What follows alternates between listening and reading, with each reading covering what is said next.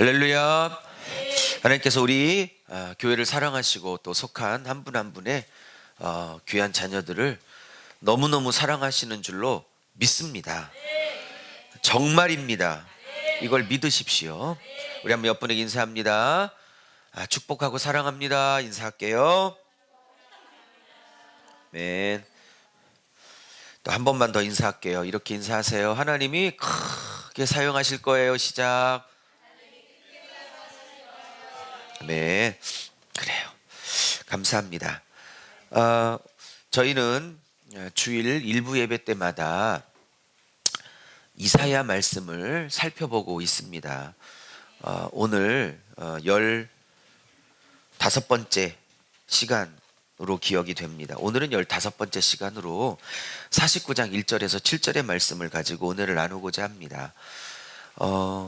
워낙 분량이 많은 이사야이기 때문에 좀 빨리 한 주에 한 장씩을 설교를 하고자 했는데 49장에 중요한 내용이 많아 다음 주 한 번 더, 또 필요하다면 한 번 더, 2번 혹은 3번에 걸쳐 49장을 나누고자 합니다.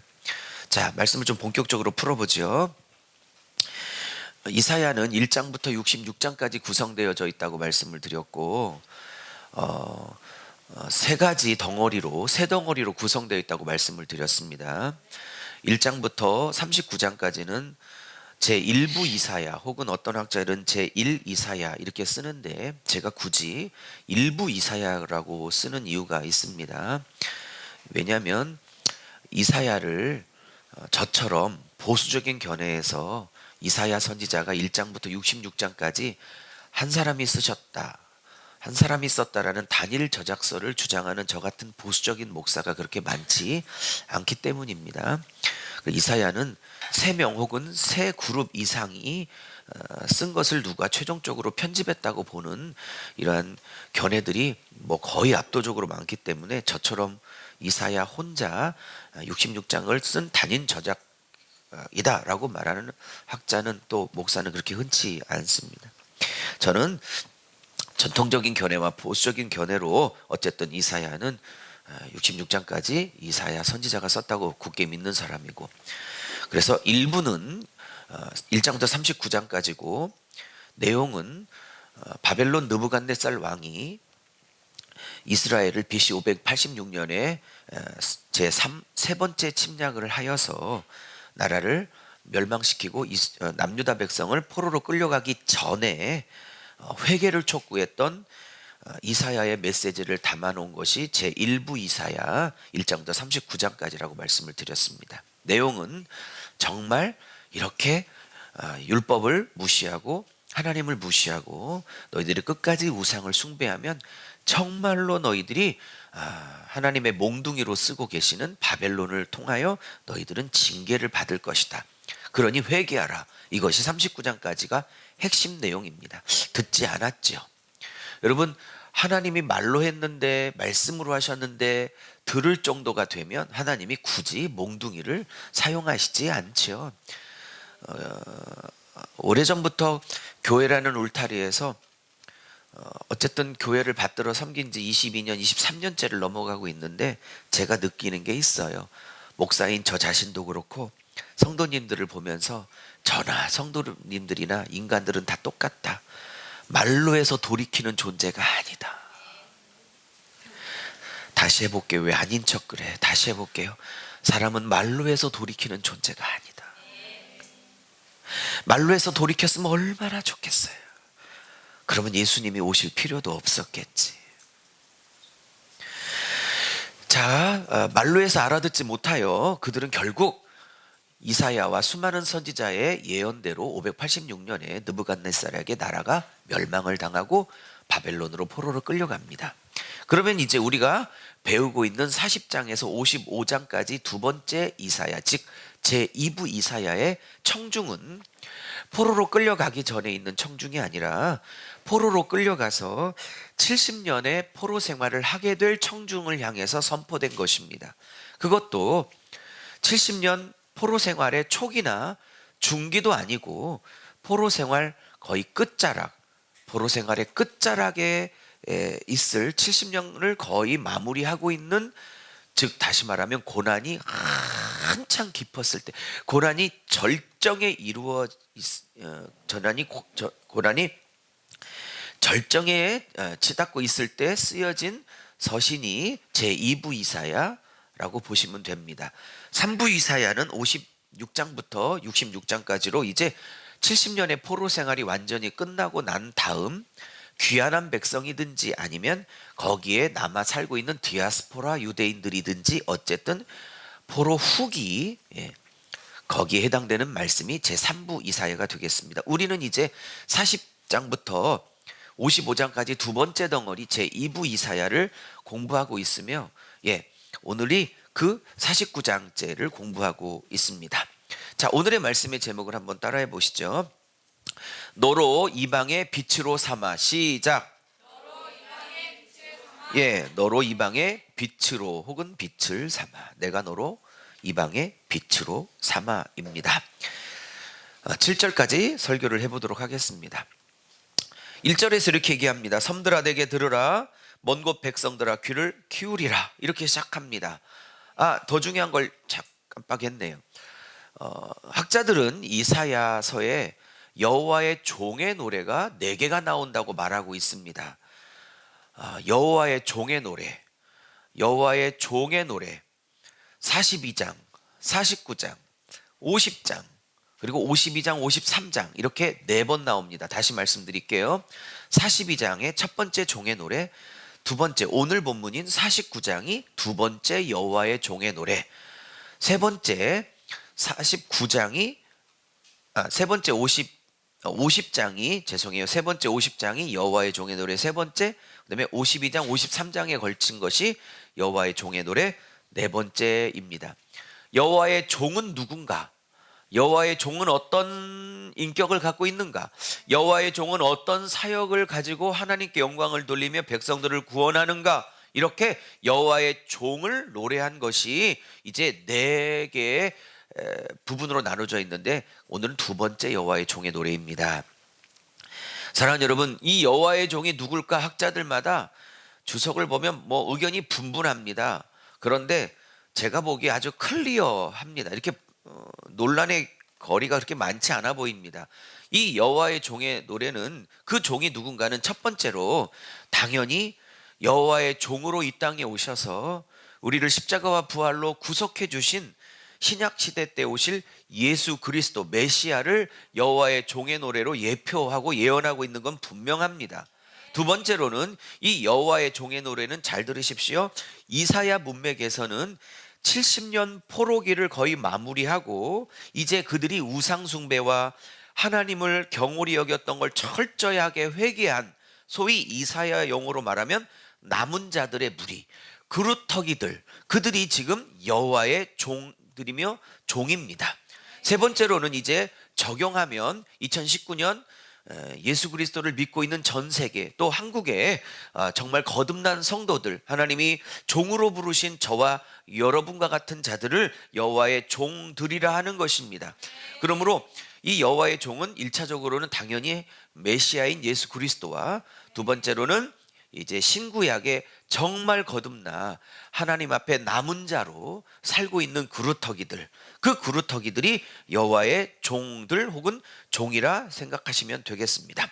자, 오늘 7절까지 이 여호와의 종들은 혹은 종은 어떤 삶을 살아가야 되며 하나님께 어떤 사명을 부여받았는지 잠시 공부하여 우리가 어떻게 살아가야 되는지를 살펴보고자 합니다. 자, 이사야는 여호와의 종의 두 번째 노래를 섬들아, 먼 곳 백성들아 귀를 기울이라, 내게 들으라는 말씀으로 선포하십니다.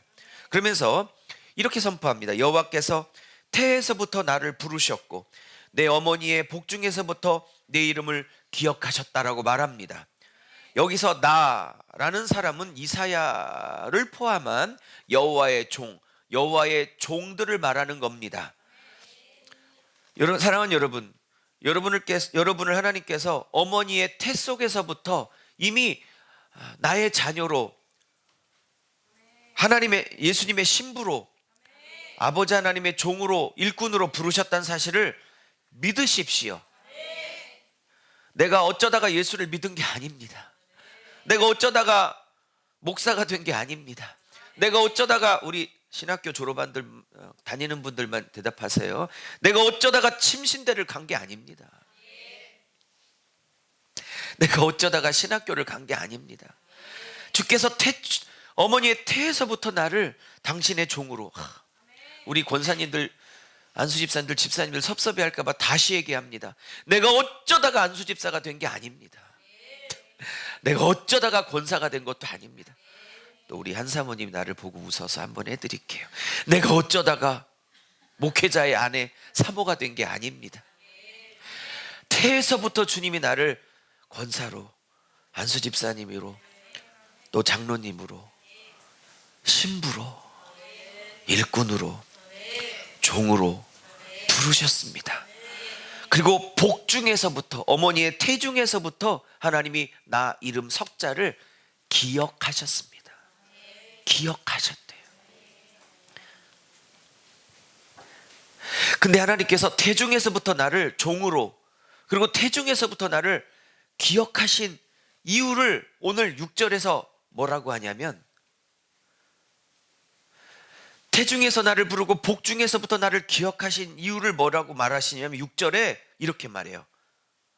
내가 너를 기억하고 부른 이유는 뭐냐? 내가 너를 이방의 빛으로 삼기 위해서 라고 말하십니다. 저는 이 절을, 말씀을 준비하면서 큰 은혜를 받았어요. 하나님께서 저와 여러분, 또 예수 그리스도, 또 신실한 많은 이 시대의 남은 자들을 종이라 하시는데, 이 종들을 6절 이방의 빛으로 삼아 땅끝까지 구원을 베푸는 통로로 삼으시기를 원하시는데, 할렐루야. 그러기 위해서 주님께서 이 종들에게 요구하시는 과정이 2절에 소개되어지고 있어요. 우리는 1절과 6절 A와 A-라 이렇게 기하전 구조로 말할 수 있겠죠. A와 A-라는 교차 구조로 말할 수 있어요. 그런데 우리는요, 이 1절과 A, 6절 A-, 다시 말하면 태에서부터, 복중에서부터 구별하시고 선택하시고 기억하시고 불렀다, A. 그 이유는 A-, 이방의 빛으로 삼아 땅끝까지 너를 통해 구원을 베풀리라 라는 이 A-, 너무 땡큐죠. 너무 행복하지요. 근데 그 사이에 A와 A-, 이 논리적인 연관관계 사이에 반드시 6절의 사명을 감당하기 위하여 반드시 주님이 2절, 3절, 4절, 5절의 과정을 삶 속에서 요구하신다는 사실을 자꾸 놓쳐. 1절에서 6절을 바로 건너뛰는 사람은 없어요. 죄송하지만. 우리는 하나님이 1절에서 우리를 부르고 6절의 소명과 사명을 주면 바로 6절의 삶을 살 거라고 생각해. 그렇지 않아요. 그 6절의 자리에 가기까지 2절을 거치고 3절을 거치고 4절을 거치고 5절을 거치고, 그래서 하나님께서 6절로 쓰신다는 생각을 안 해. 2절입니다. 보십시오. 6절이 하나님의 최종 목표라는 사실을 아시겠습니까? 그런데 주님이 그 6절의 자리를 가기 위해서 2절을 반드시 요구하세요. 제가 볼 때 저도 2절을 거쳐왔고 또 거쳐가고 있고 앞으로도 거쳐가겠죠. 그리고 우리 교회 사역자님들, 제 침신대 신학교 후배들이지만 거쳐가고 계신 걸로 제가 보입니다. 제 눈에도. 우리 권사님, 집사님, 우리 청년들도 마찬가지입니다. 2절이 이렇게 말합니다. 읽어볼까요? 시작.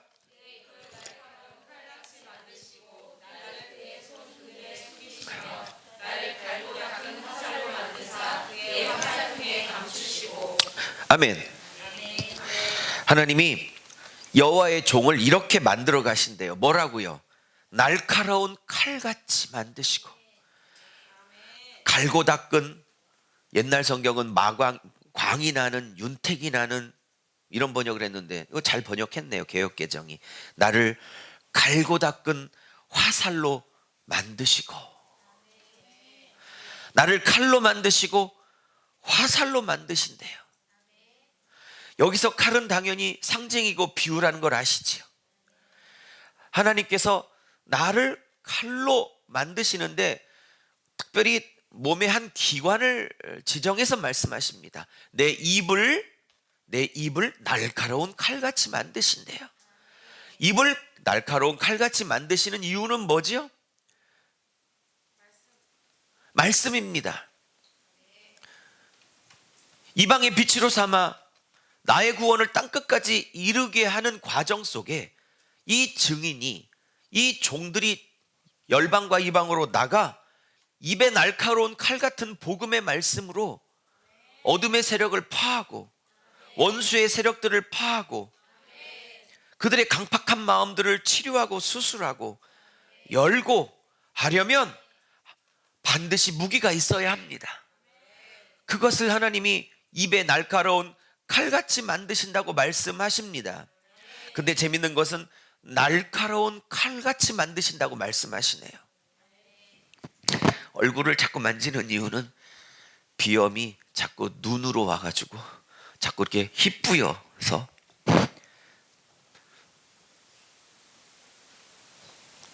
네, 죄송해요.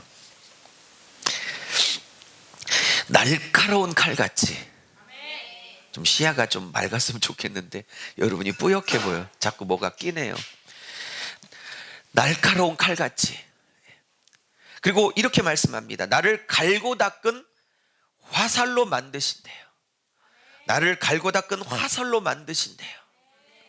근데 제가 하고 싶은 얘기는 그 다음이에요. 나를 날카로운 칼같이 만드시고 갈고 닦은 화살로 만드신대요. 화살로 만들어서 누군가의 심장을 향해서 겨누어 누군가의 심장을 관통해야 될 일이 있는가 보지요. 강팍한 심령들, 굳어져 있는 심령들을, 그죠? 할렐루야. 근데 더 재밌는 건요, 나를 날카로운 칼같이 만드시고 나를 그의 손 그늘에 잘 들으세요, 숨기신대요. 나를 갈고 닦은 화살로 만드사 그의 화살통에 감추신대요. 어머, 아니 칼을 만드시고 갈고 닦은 날카로운 화살과 칼을 만드셨으면 바로 사용하셔야 되는데 하나님이 만드셔서 어떻게 하신대요? 숨기신대요. 감추신대요. 사랑하는 여러분, 원래 비밀병기는 감추는 겁니다. 숨기는 겁니다. 하나님이 한 20년 전쯤에 성경이 너무너무 좋아서 성경에 미쳐 살았던 때가 있었는데 지금도 그렇지만 말씀을 주셨어요. 때가 되면 많은 자 앞에서 특별히 주의 종들을 가리키는 일들을 하실 거, 저를 통해서 하실 거라는 마음에 감동을 주셨어요. 귀로 드는 건 아니지만 마음의 감동으로 많이 그런 감동을 자주 주셨어요. 그리고 열심히 성경을 66권 전체를 네 칼로 만들라, 네 화살로 만들라 라는 명령을 하셨어요. 그래서 죽도록 공부를 하였습니다. 성경 전체를, 온갖 기관들을 다니며 모든 세미나들을 다니며 정말 죽도록 평생을 공부를 했습니다. 저는 날카로운 칼을 준비하였고 갈고 닦은 화살을 준비하도록 주님이 요구하셨기에 최선을 다해서 그렇게 부족하지만 준비해 왔습니다. 그러면 올해 그런 명령이 떨어졌으면 저는 내년부터는 바로 전 세계 부흥사 될 줄 알았어요. 올해 그런 명령이 떨어졌으면 내년에는 전 세계 TV에 나갈 줄 알았다고요. 1년, 2년, 3년, 5년, 10년, 뭐 아멘 할 것까지는 없어요. 13년, 왜냐면 그 세월이 너무 힘들었겠지. 16년, 18년, 19년. 아무도 나를 찾지도 않고 아무도 나를 불러주지 않고 어떤 사람 앞에도 하나님이 세우지 않으셨어요. 사랑하는 여러분, 모세가 40에 저 고통당하는 내 백성들, 하나님 내가 이 애굽에서 건져내 볼게요. 내가 마침 하나님이 허락하신 왕자라는 지위도 있고 아버지의 총애도 있고 내게 권력도 있고 일반 백성들은 감히 상상할 수 없는 애굽의 문자도 나는 배운 사람이고 내가 하나이면 누가 하겠어요? 하나님이 성경에는 없지만 이런 얘기를 하신 거예요. 웃기지 마라. 웃기지 마. 내가 너를 숨길 것이고 내가 너를 감출 것이야. 내가 광야에서 너를 숨길 것이고 내가 광야에서 너를 감출 것이야. 거기서 더 다듬을 것이고 거기서 만질 것이고 거기서 빚을 것이고 거기서 깎아낼 것이고. 사랑하는 여러분, 우리 사랑하는 후배 교육자 여러분, 신학하고 목사 안수 받고 되면 다 될 것 같습니까? 우리 전도사님들이 목사님 목사 안수 빨리 추진해 주세요. 알아요. 빨리 추진해 줄게. 네, 여쭤볼게요. 목사 안수 받는다고 뭐가 될 것 같습니까? 아니야. 하나님께서 쓰시는 종일수록 날카롭게 쓰시려고 준비한 종일수록 잘 갈고 닦는 그 그늘의 시간, 광야의 시간, 숨기시는 시간, 다듬는 시간, 빚어지는 시간 꼭 허락하세요. 오늘 그 말씀이 내 입에 날카로운 검같이 만들 거고 갈고 닦은 화살처럼 만들 건데 반드시 어느 정도는 기간 동안 하나님의 때가 될 때까지는 그 비밀 병기를 숨기고 다듬고 감추고 감춰서 딱 세상 앞에 사단 앞에 비밀 병기로. 우리 교회는 11년째 개척을 아니죠. 11년 전에 개척하고 올해가 11년째입니다. 하나님이 제가 11년 전에 전도사 때 이 교회를 우리 교회를 개척할 때 제게 응답을 주신 게 있었어요. 짧게 반드시 사용할 것이라. 라으 이렇게 주셨어요. 저는 2008년은 결혼한 날이군요. 2007년. 네, 저 죽었어요 이제. 네, 설교 끝나고 전 이제 죽은 목숨이에요. 저는 이제 거의 뭐 이제 죽은 목숨이에요. 그래 2008년에 개척한군요. 네, 그렇군요. 2008년 5월 24일 날 창립 예배 드릴 때에 그런 음성을 딱 한 번 들었기 때문에 저는 2008년 5월 24일 날 창립 예배를 드릴 때 2009년에 큰 욕심은 안 났어. 분명히 쓰실 거라고 말씀하셨기 때문에 욕심은 안 부렸어. 2008년에 그 음성 듣고 2009년 되면 뭐 큰 욕심 없이 한 1000명 될 줄 알았어요. 숨기시고 감추시고 빚으시고 닦고 다듬고 깎아내고 훈련시키고 불순물 빼고 이렇게 11년을 왔어요. 이제는 하나님이 들어서 사용하실 때가 됐다고 믿습니다. 하나님 왜 이렇게 11년을 준비시켰냐? 하나님이 육절처럼 그렇게 이방의 빛으로 삼아 땅끝까지 하나님의 구원을 전할 통로로 요긴하게 쓰시기 위해서 하나님의 비밀병기처럼 이 여호와의 종인 예수를 쓰시기 위하여 하나님이 창세기 1장 1절부터 숨기시고 감추셨다가 이제 2000년 전에 하나님의 비밀병기인 예수 그리스도를 이 땅에 짠하고 보내신 거예요. 하나님이 쓰실 교회는 그렇게 감추고 숨기셨다가 그 안에서 예리하게 빚어서 예리하게 다듬어서 하나님이 쓰시는 것입니다. 그러면서 이렇게 말해요. 너는 나의 3절 너는 나의 종이라. 이것이 에베드입니다. 에베드.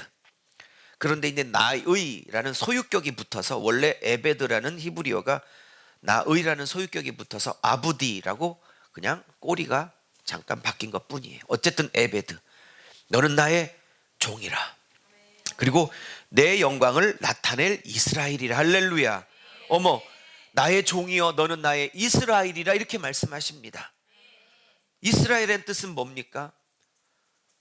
하나님과 겨루어 이긴 자라는 일반적인 뜻을 갖고 있지만, 또 한편의 해석은 그렇게 보지 않는 학파도 있어요. 저는 두 번째 견해를 따르고 있는 사람인데, 하나님과 겨루어 이긴 자라고 흔하게 알고 있지만, 사실은 제가 보기에는 이것은 하나님께서 통치하고 다스리는 자라고 번역하는 것이 훨씬 좋은 문맥입니다. 내 영광을 나타낼 이스라엘이라, 나의 통치를 받는 이스라엘이라 하신답니다. 여러분, 하나님이 왜 저와 여러분을 나의 종이라 부르십니까? 그것은 목적이 있습니다. 하나님의 영광을 이 땅에 나타낼 자 이스라엘로 부르시는 겁니다. 그러면 영광을 나타낼 이스라엘, 하나님의 통치를 받아야 하나님의 영광을 드러낼 수 있지 않겠습니까? 4절에 이렇게 말합니다. 나는 말하기를 내가 헛되이 수고하였으며 무익하게 공연히 내 힘을 다하였도다. 제가 이 4절을 읽으면서 이 4절에 자기의 사역이 열매가 자기의 보기에 이렇게 맺혀지지 않는 이 사역의 답답함과 어려움을 보면서 한탄하는 이 여호와의 종의 한탄을 보면서 이 4절의 여호와의 종도 나랑 심정이 비슷할 때가 많았구나 라는 생각을 했어요. 이 여호와의 종이 4절에 열심히 하나님의 사명을 받아 소명을 받아 한다고 최선을 다했는데, 새벽 4시 5시까지 일했는데 겨우 직원 월급 주고 아내에게 갖다 줄 돈이 한 푼도 안 남았어. 이번 달에 최선을 다했는데. 바로 적용해도 되겠죠? 이 여호와의 종이 한다고 했는데 11년을 이렇게 열심히 개척해서부터 한다고 했는데, 자기 눈에 보이기에는 교회가, 성도들의 열매가 보이지 않아서 원하는 만큼 그 열매가, 인생 열매가, 사역 열매가 새벽 4시까지 5시까지 걸레를 들고 훔치며 그렇게 열심히 일해도 그 열매가 나타나지 않아서, 자식을 위해서 그렇게 기도하고 그렇게 몸이 부서지도록 내가 남편과 함께 아내와 함께 돈을 버는 이유도 자식 위해서 하고 있는데, 그렇게 키운 자식이 아직은 내 눈에 보기에 열매가 나타나지 않아서. 저는 청소년 사역을 15년 16년 이렇게 넘게 한 사람입니다. 청소년 사역은 밑빠진 독에 물 붓기입니다. 죽도록 사역하면 그 열매를 다른 사람이 가져가는 사역입니다. 아시나요? 그 아픔을? 내가 다음 세대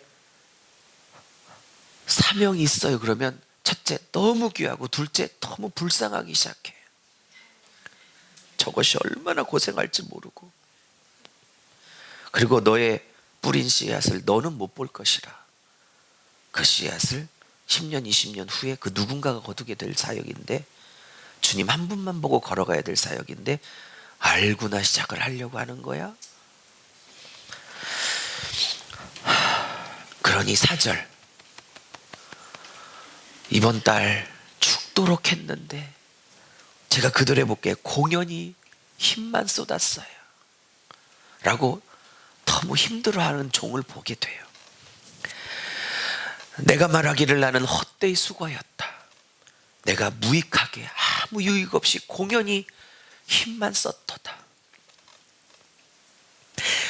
이렇게 한탄하다가도 이 여호와의 종이 참 귀한 분이라는 사실이 어떻게 드러나냐면, 자기 형편과 사역의 열매와 삶의 현실을 봤을 때 무익하도다, 괜히 헛되게 힘을 썼네라고 열매가 없음으로 인하여 확 좌절을 하려가도 갑자기 다시 눈을 들어 이렇게 말해요. 나의 판단이 여호와께 있고 나의 보응이 나의 하나님께 있도다. 이 사역을 잘 보세요. 나의 판단이 여호와께 있다는 건 뭐냐면, 이 사역이, 이 삶이, 이 목회가 잘했나 잘못했나 내 눈에 보기에는 실패처럼 보여도 이게 성공한 목회냐 실패한 목회냐에 대한 결정권은 하나님께 있는 거지, 눈에 보이는 열매로 내가 내 사역이 실패한 자라고 말할 이유가 없다라고 선언하고 일어서는 거예요. 내 눈에 보기에 실패한 것 같아도 하나님이 성공이야, 나게 보기에 너무 잘했어, 그러면 성공인 거고, 내가 보기에 이 정도 성공했지, 내가 성공 안 하면 누가 성공한 목회야? 너무 훌륭한 목회를 했는데 라고 했는데도 하나님이 너는 실패한 목회야, 그러면 실패한 목회예요. 그렇게 눈에 보이는 결과와 열매와 현상을 보고 이거를 잘했다 잘못했다 성공했다 실패했다 하고 선언하고 판단할 수 있는 권한이 내게 없음을 이 종은 고백하고 있는 거예요. 이 판단이라는 히브리어가 미슈파트인데, 미슈파트는 재판 용어라고 이것이 성공이냐 실패냐라고 대법원에서 땅땅땅 최종 선고를 내릴 권한이 하나님께 있지, 나의 인생과 나의 삶을 보고 내가 스스로 성공이냐 실패를 말할 권한이 내게 없음을, 그리고 하나님이 나에게 보응, 원수 갚는다는 뜻이 아니라 나의 사역에 갚아주실 분을, 나의 인생에 보상을 주실 분이 하나님이라는 걸 고백하고 있습니다. 이제 5절에 그는 태에게를 한번, 아까도 태에서부터 근데 5절에 다시 한번 말씀하시, 그는 태에서부터 나를 뭘로 지었어요? 종으로 지으셨고. 이 야곱은 뭡니까? 많은 하나님의 백성을 상징하는 단어죠. 야곱 그러면 야곱이 낳은 12아들 12지파를 다 상징하는 용어죠. 하나님의 백성을 상징하는 용어죠. 이렇게 말해요. 태에서부터 당신의 종으로 지으셨는데 왜 지었냐? 물론 비슷한 얘기지만 야곱을, 즉 하나님의 백성들, 전 세계 하나님의 백성들을 어떻게 이 여호와의 종에게, 그렇죠? 그에게 또 하나님에게 돌아오게 하시려고 나를 여호와의 종으로 지었다고 말씀하십니다.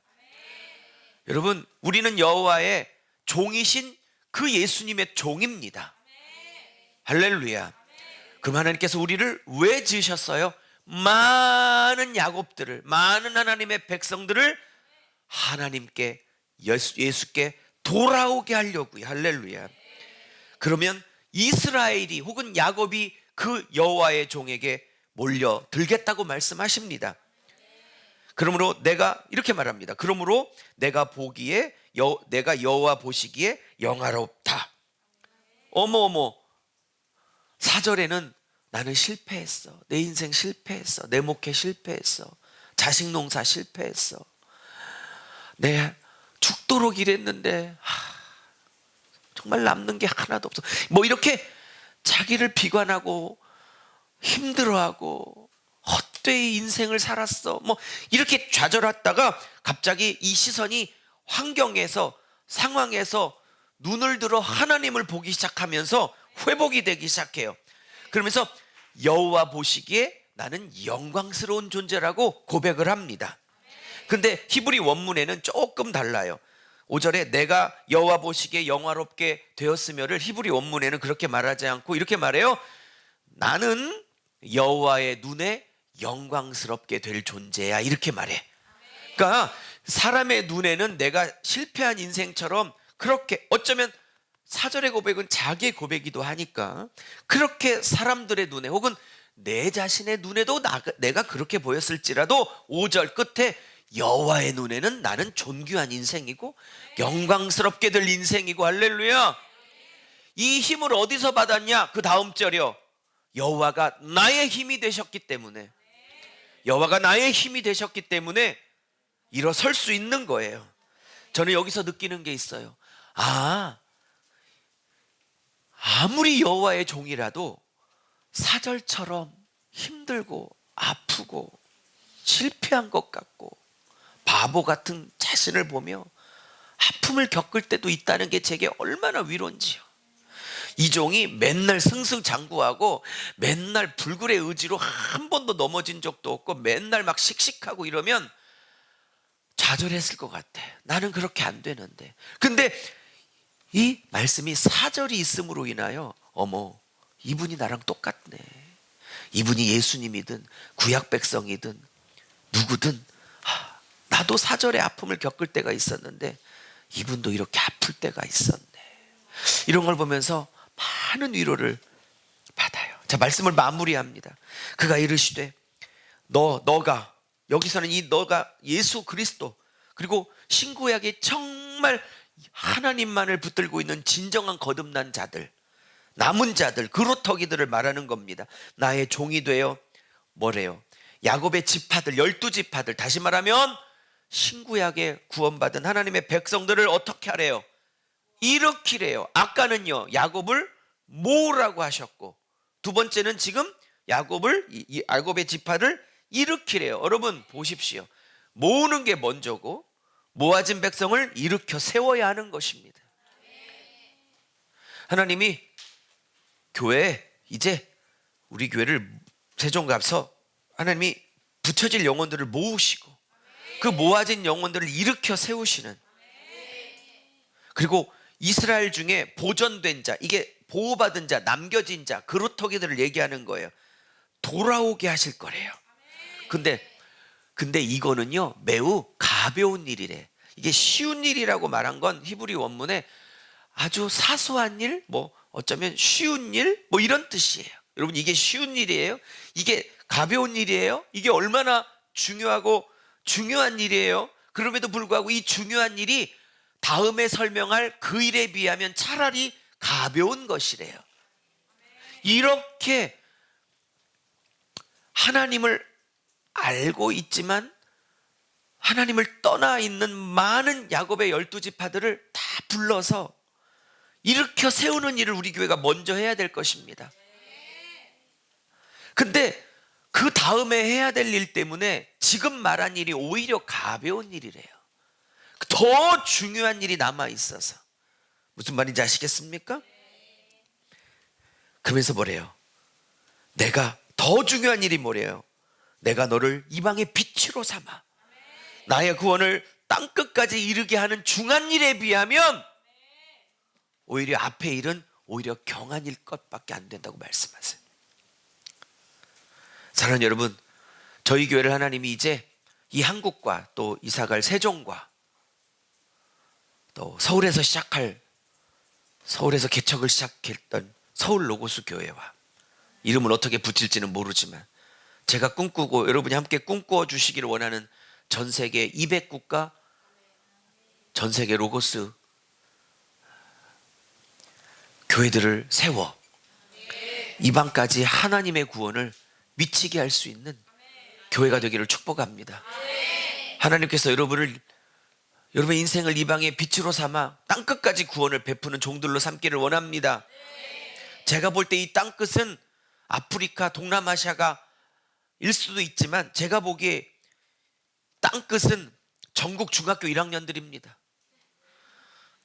제가 보기에 땅끝은 전국 중2입니다. 제가 보기에 전국의 중3들이 땅끝입니다. 우리 교회는 예수님이 한 두세 분 계세요. 진짜 예수님과 예수님도 못 해보는 중2, 중3들, 예수님도 눈치 보고 다니시는 중2, 중3들. 이 땅끝 어쩌면 좋겠습니까? 이 땅끝 어쩌면 좋겠습니까? 주여 이 땅끝을 주시옵소서. 주여 저를 당신의 아부디, 당신의 종으로 삼아 이 중학교 1학년, 예수님도 막 어떻게 할 줄 모르는 이 중1, 중2, 중3. 예수님이 마귀도 안 무서워하는데 예수님도 중2, 중3이 무섭다고 어젯밤에 그러시던데. 주여 이 산지를 내게 주시옵소서. 이 산지는 어디 뭐 계룡산 뭐 이런 거 아님. 이 산지는 중2라는 산입니다. 중3이라는 산입니다. 중1이라는 산입니다. 이 산지 달라고 할 사람이 없습니까? 목사님, 예수님도 힘들어하는 중1을 제게 주시옵소서. 중1을 제게 주시옵소서. 중3을 제게 주시옵소서. 할 사람은 없을까요? 없구나. 없구나. 고민이 많습니다.